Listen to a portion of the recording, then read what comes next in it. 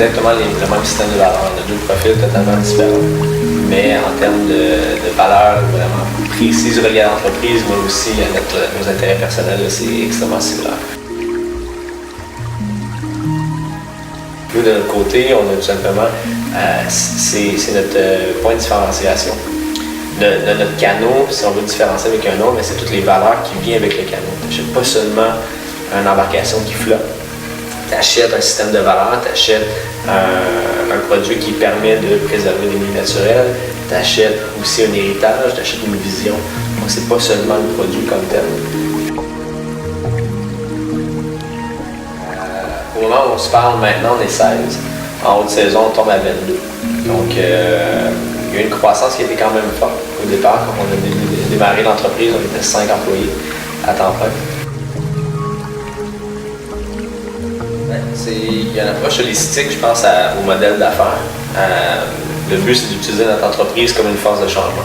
La raison pour notre entreprise à but lucratif, c'est de générer des profits pour ensuite les réinvestir dans l'environnement. C'est la raison qu'on s'est dit, l'entreprise comme telle est pas le meilleur vecteur de changement. Puis on voulait aussi utiliser ça pour autant notre communauté. Donc la communauté locale en Abitibi-Témiscamingue, mais nos employés, que l'environnement. Tout le modèle d'affaires est basé sur cet aspect-là. Nos choix basés sur le développement durable ont eu un effet positif économiquement sur l'entreprise. Donc investir dans le développement durable, ça rapporte quand même. Si on regarde juste au niveau de la production, mais de revoir toutes nos recettes, on utilise moins de matériaux. Moins de matériaux, ça coûte moins cher. Juste au niveau du système la construction de l'usine, on a fait une rénovation qui nous a permis d'être plus efficace énergétiquement. Au niveau des ventes, ça reste un outil marketing qui est exceptionnel.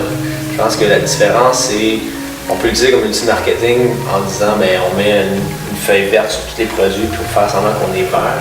Mais il ne faut pas non plus ne pas en parler. On a réussi aussi et je pense que c'est plus important, à changer de discours de c'est quoi le prix du bateau.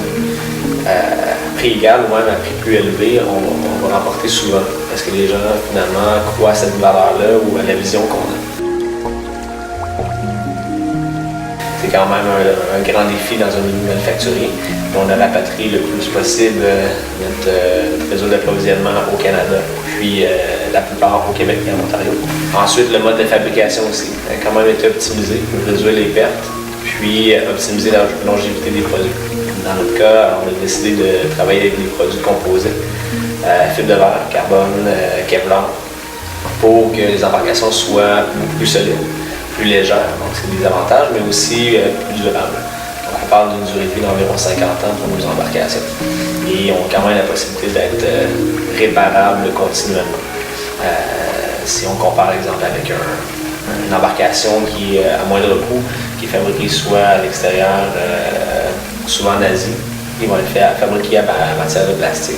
Donc moins durable, plus lourd, qui ne se répare pas, une durée de vie qui est très courte. Puis ensuite, on a une politique environnementale où pour chaque bateau qu'on vend, on retire un sac de déchets, des rivières, des forêts, des lacs. Donc, c'est exemple, on vend 1000 bateaux, mais c'est 1000 sacs. Puis on travaille avec des organismes comme Purnat à Québec, le ministère de l'Environnement, pour justement établir des dépotoirs sauvages qui sont problématiques en ce moment au Québec. Puis ensuite cibler ces dépotoirs-là pour en faire le nettoyage.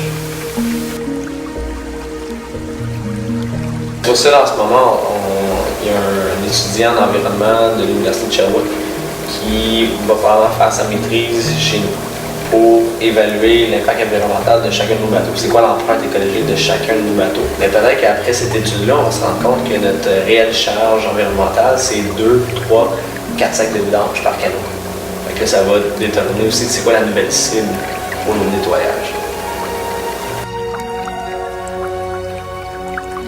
On a installé des tiges pour récupérer les contenants de lave-glace vides à une station-service qui est sur le chemin vers l'usine.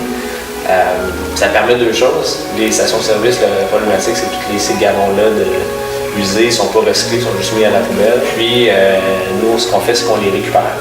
on coupe la partie supérieure, puis on tourne ça en des bocals pour pouvoir mettre soit notre peinture, notre résine, nos contenants à l'intérieur. Sinon, le papier sablé, on fait affaire avec l'école polymétrique de la région qui, eux, en menuiserie, une fois qu'ils ont terminé d'utiliser les sangles pour le papier sablé, ben pour nous, ils sont encore très bons.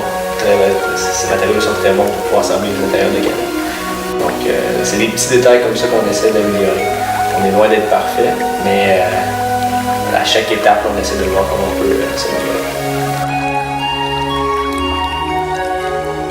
Une politique de livre ouvert, donc les employés sont au courant des données de l'entreprise.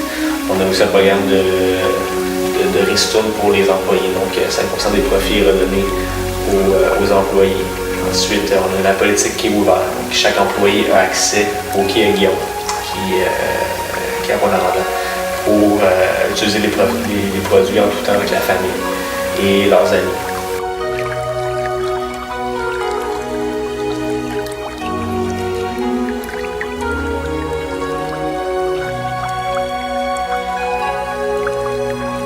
B Corp, c'est la seule certification qui va regarder ton impact sur tes employés, sur ta communauté, sur l'environnement, sur tes processus décisionnels. Puis nous, on a changé notre acte notarié, en fait, notre constitution. Donc l'environnement est maintenant rendu une partie prenante. À décision égale, ça va toujours être la décision qui va favoriser l'environnement qui va remporter. Nous, on est fini à 78. Donc on n'a pas réussi à avoir la certification pour le premier cycle. Je trouve que c'est une bonne chose.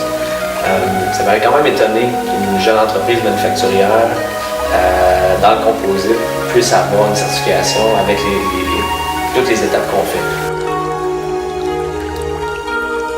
Déchets, comme on dit, mais à la fin de chaque bateau, on a toujours un résidu de résine. Pour chaque bateau, on va perdre environ l'équivalent de demi-cup de café de résine. Mais là, ce qu'on aimerait faire, c'est la résine, quand elle est en format liquide, on peut prendre n'importe quelle forme.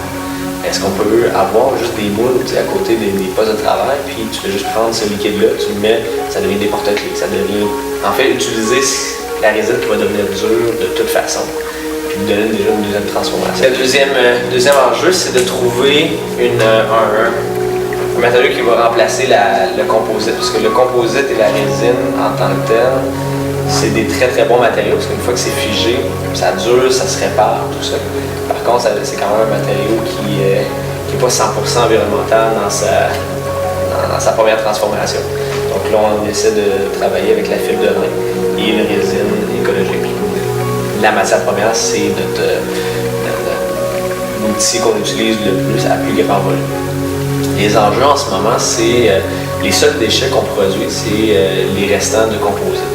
Donc on n'a pas beaucoup de déchets. Ça, c'est des déchets qui sont difficiles à retransformer.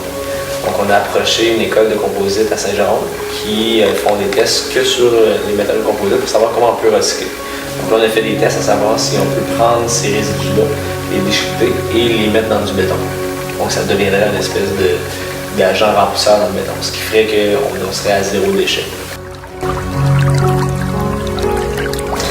Et ça reste compliqué parce que le plus gros challenge, en fait, c'est qu'on est une entreprise en démarrage. Une entreprise manufacturière en démarrage, c'est que tu pars avec une dette.